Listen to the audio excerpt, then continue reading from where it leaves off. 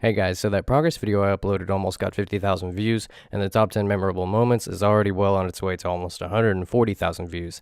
That's absolutely insane, and I didn't think the videos would receive that sort of support after being gone for so long, so thank you guys for that. I'm very grateful. Today's video comes from Jersky287's suggestion, and they wanted to see some useful NPCs, so I figured we'd break it down into skilling first, and maybe talk about free-to-play useful NPCs and Iron Man NPCs at a later date, if you guys would want that. Keep the suggestions coming. The next progress video will be out soon with another top 10, most likely being the top 10 achievement diary rewards for old school RuneScape at the same time in a few days to a week.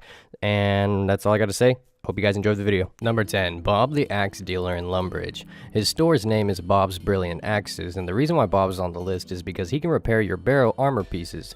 He does sell axes too, and he used to be able to repair broken axes back in the day when that specific random event still existed. However, the main use that players get out of him today is the repairing of their barrows, armor, and weapons, for a price depending on how badly damaged your gear is. The better alternative to Bob fixing your barrows would be a workbench inside of your own player-owned house because of how much cheaper it is depending on the player's smithing level, but smithing isn't everybody's cup of tea, so most people just use Bob, and have for years. Number 9, Files located in Remington. Files is an NPC that is located inside the Remington General Store, and he will unnote your items for 5 coins per item. This is useful for when you're training prayer on a gilded altar by yourself in your own house due to his proximity to the Remington House portal, and he is also quite useful for training construction too. In the content poll number 29 that ended on January 19, 2015, 4 different NPCs were added to Remington, Paul Nivnich, the Bandit Camp, and Jim and Nua's Jungle Store on Karamja that do the same thing that Files does in Remington. These NPCs were intended for Ultimate Iron Man users primarily that can never bank, but any ordinary player can use Files or the other NPCs if they choose to. Number 8, Otto God Blessed.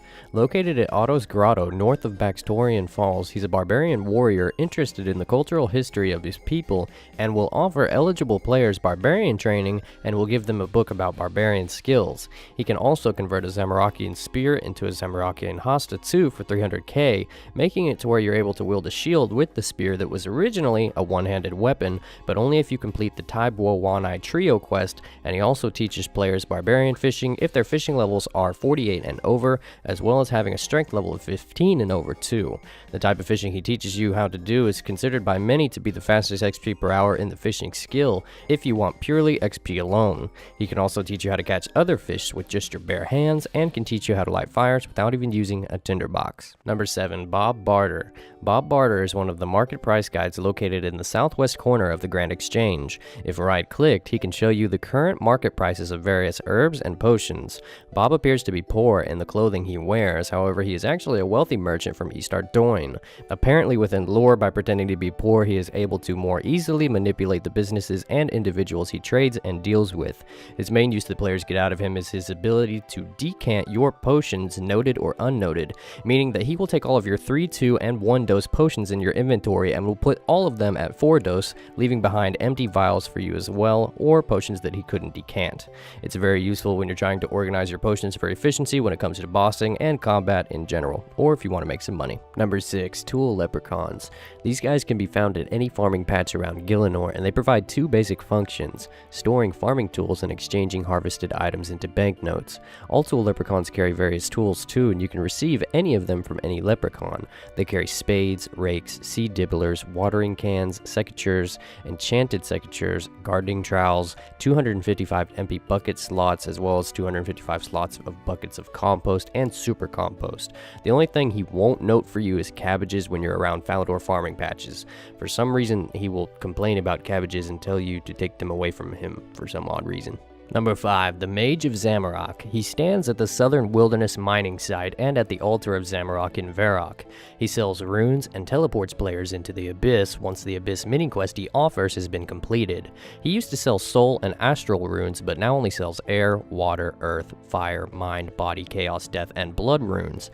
Before completion of the Abyss mini-quest, body runes are available to players to buy. However, once completed, there is an increase of stock of body runes. It can be difficult to trade with him because he has so many skeletons standing near him, but he is one of the cheapest sources of runes in RuneScape for Iron Men. Many runecrafters use the Mage of Zamorak as a shortcut to their preferred runecrafting altars, although this can be risky because he does reside in the wilderness after all.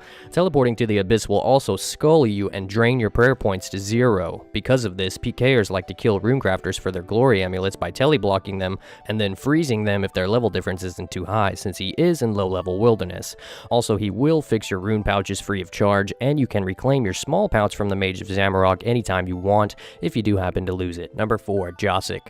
Josik is the keeper of the lighthouse west of Releka, and he also runs the store on the first floor of the lighthouse, but players must complete the Horror from the Deep quest to access it. After you finish the quest, he will give you an empty god book of your choice, but it must be one of the main gods, being Zamorak, Saradomin, or Guthix. After you fill one up with its missing pages, you will have access to the Ancient, Bandos, and Armadil books as well that will provide specific bonuses to the types of combat that they're associated with, and they will also still provide a prayer bonus too when you completely fill them with their pages. Number 3. Demon Butlers. All butlers are useful, but for this specific countdown number, I'm going to be talking about the demon one. The Demon Butler, also known as Alathazdrar, requires a construction level of 50 in order to be hired. To hire him, players must pay 10,000 coins and have 2 bedrooms with beds in their houses. The Demon Butler can serve curry to players and their guests, take items to and from the bank, and take logs to the sawmill in exchange for planks much faster than any other servant can. He welcomes guests and can even hold up to 26 items for you. The only downside to having a butler is that you do have to pay them. After he makes 8 trips to the bank, you will have to pay him a fee of 10,000 coins, or he will seek work elsewhere. He is mostly used when players train construction by either making oak larders or mahogany tables. Number 2. Grace. Grace is an NPC that resides in the Rogue's Den. She owns a store called Grace's Graceful Clothing and exchanges marks of grace earned by participating in rooftop agility courses for parts of the Graceful Clothing set, which reduces weight to negative 25 kilograms when wearing all of the pieces. If you don't have the Graceful Cape or boots, you can use the Spottier Cape and Boots of Lightness as a substitute, but it is worth it to get the full outfit of Graceful. Grace also sells what is called Amulaze packs, which contain 100 Amulaze crystals. When you use the Amulaze crystals on a super energy potion, you will then make a stamina potion. Also, she owns a dog named Mark. Number 1. Skill Cape Masters. Now, I'm not including Slayer Masters just because I feel like they're a bit too obvious, and normally I wouldn't include a whole bunch of NPCs together for number 1 in a countdown, but since Skill Cape perks were added to the Capes of Accomplishments, it would be wrong not to. Each skill cape has a specific perk now, and they can help out greatly when it comes to skilling. I also made a top 10 old school RuneScape skill cape perks video if any of you are interested in checking that out, and I had the help of Autumn Elegy, aka Aubrey, an amazing skiller of RuneScape, for most of the video. Here in this chart, you can see all of the individual perks of the skill capes, and that's why I've included the skill cape masters for number 1 in the countdown, because obviously you wouldn't be able to get the capes at all without them. Thanks for watching, everybody. If you know what I should count down next, post it in the comment section and I will try to make it happen. That's all I have for you guys today. Thanks for watching once again, and I will talk to you guys later.